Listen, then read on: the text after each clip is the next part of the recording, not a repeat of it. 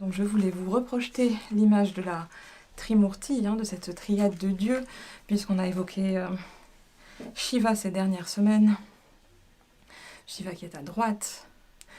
Et on va évoquer Vishnu, qui est au centre, et ses différentes incarnations, et notamment Krishna. Mais j'ai un petit peu de choses à vous dire sur Vishnu avant de passer à Krishna. Donc on va garder, oui, ou peut-être une autre... non, c'est... Ok, très bien. Hop, parfait. Vous remarquez peut-être que dans l'une de ses mains, donc il tient une conque, ce coquillage qui est un élément marin, donc on fait référence à ces eaux primordiales, d'où émerge la création, et où la création se dissout à la fin des cycles. Donc on est sur cet océan primordial, cet océan d'où tout émerge. Au départ était l'eau, et c'est de l'eau qu'émerge. Enfin, on a différents récits cosmogoniques hindous, mais en tout cas, l'élément liquide, l'eau est importante. Donc la conque aussi, on en a déjà parlé, mais c'est cet instrument dans lequel on souffle souvent au début des rituels religieux, et dont le son se rapproche du Om, donc son primordial aussi. Et donc si vous tenez, on va représenter la conque, donc la main gauche en ouverture, attrapez le pouce avec la main droite en gardant cette main ouverte. Ouais, on va garder la Trimurti pour l'instant. Pardon, on va garder Vishnu. Ouais.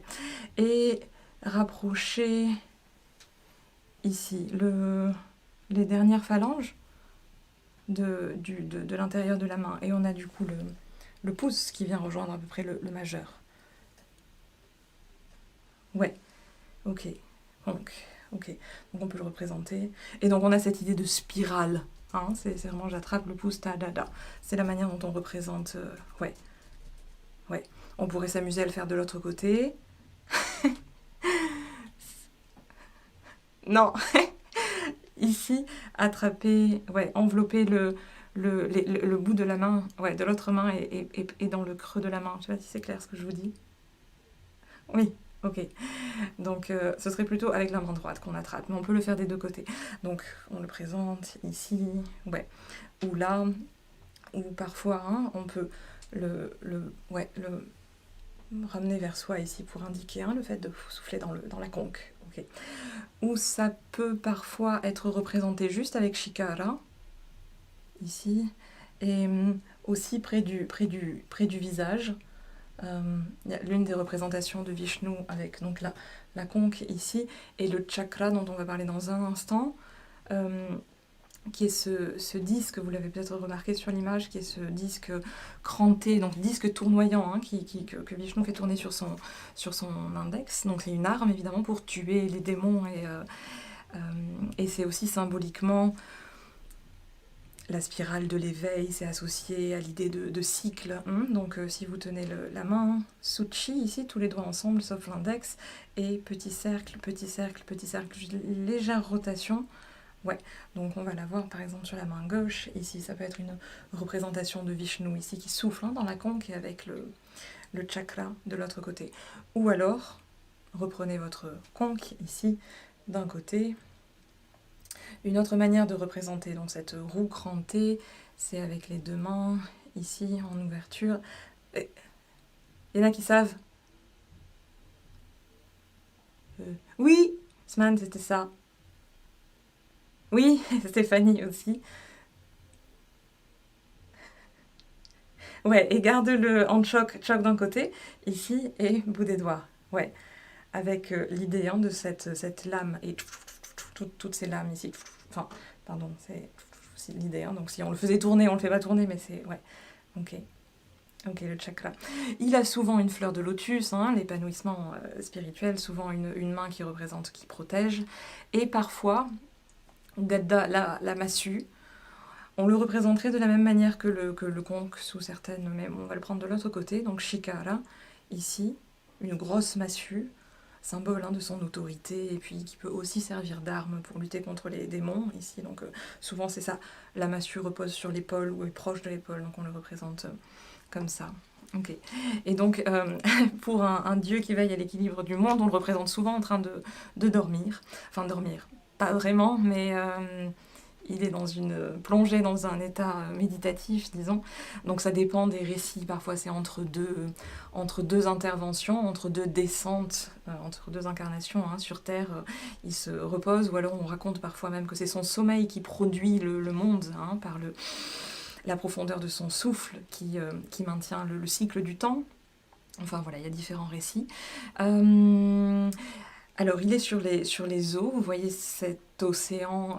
On a peut-être eu l'occasion de faire des petites rivières, ici, avec les deux mains proches l'une de l'autre, les deux mains en pataka. Ok. Alors là, c'est l'océan primordial, donc imaginez l'ampleur des vagues, ici à nouveau, montée, redescend, et monte, redescend, et de nouveau le buste, souple, et étire, et relâche. Ok, une autre manière de représenter les vagues, c'est les deux mains, j'ouvre, et c'est un peu comme un plongeon ici, donc vers l'avant. Donc à nouveau, si vous ouvrez les deux mains, et c'est très ample, parce que ça va vraiment sur le côté, vers l'arrière, et vers l'avant. Donc cet océan primordial, ça se fait parfois aussi de profil. On a, juste pour vous montrer debout, quelque chose qui... Vous aurez des grands mouvements pour montrer les vagues ici. Donc si vous mettez les deux mains, pataka, paume des mains vers le sol, une main devant l'autre, on va ouvrir en général, et... cette ampleur des vagues. Ok. Et donc il repose sur le serpent, Shesha. Donc ici, il y a différentes manières de le représenter. C'est soit la main qu'on déploie ici. Ce serpent a plusieurs têtes, qui est une émanation de lui-même. On dit aussi parfois que la création repose dans ses anneaux. Et ce serpent, on le verra un peu plus tard, il intervient à plusieurs reprises pour protéger Vishnu, il le protège, ok. Donc soit comme ça, et l'autre main Dola pour indiquer le repos et l'idée de la tête qui repose ici, ou alors de manière un peu plus stylisée, si vous prenez Sarpa Sirsa, le serpent, ici en ramenant le bout des doigts vers l'avant, ça peut être représenté ici comme ça, cette autre main Dola. Ok. Ok. Et il y a un hymne dont je voulais reprendre quelques images qui s'appelle Shantakaram, qui évoque cette image apaisante de Vishnu.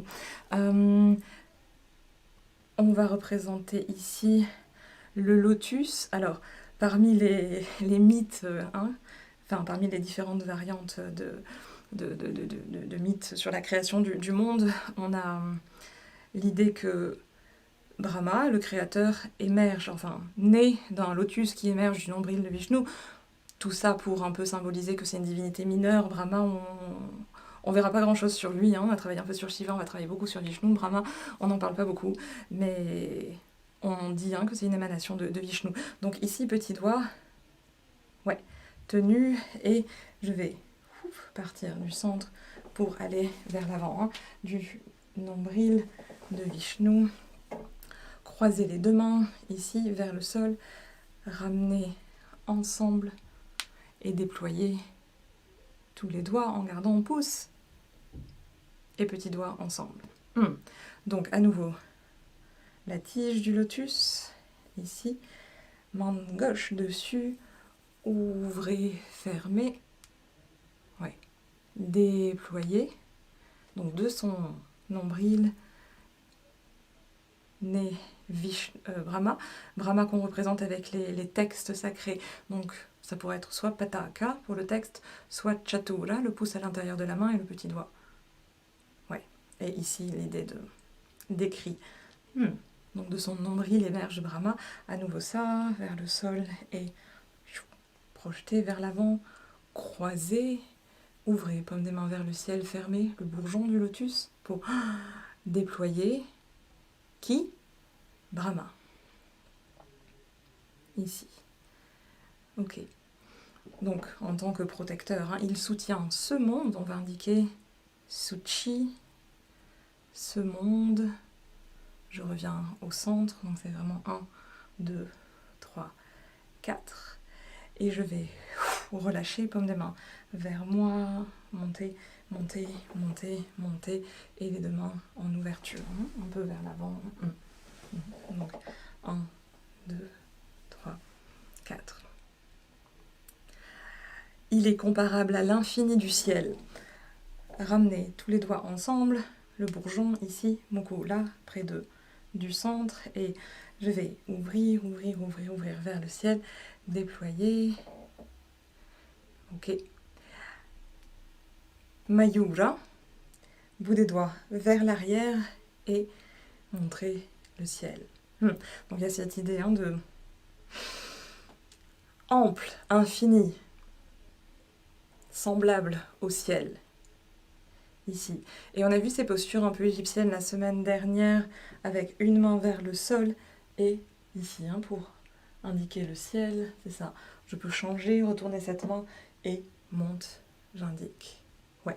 Donc à nouveau, revenez au centre pour toi qui es aussi vaste, aussi infini que le ciel, et je montre le ciel A d'un côté et A de l'autre. Ok, il a la couleur des nuages de pluie, des nuages de mousson. Suchi. Suchi les deux, creux du pouce. Et j'indique la ligne des nuages ici. Donc c'est vraiment 1, 2, 1, 2, 1, 2. La couleur, comment on pourrait montrer la couleur?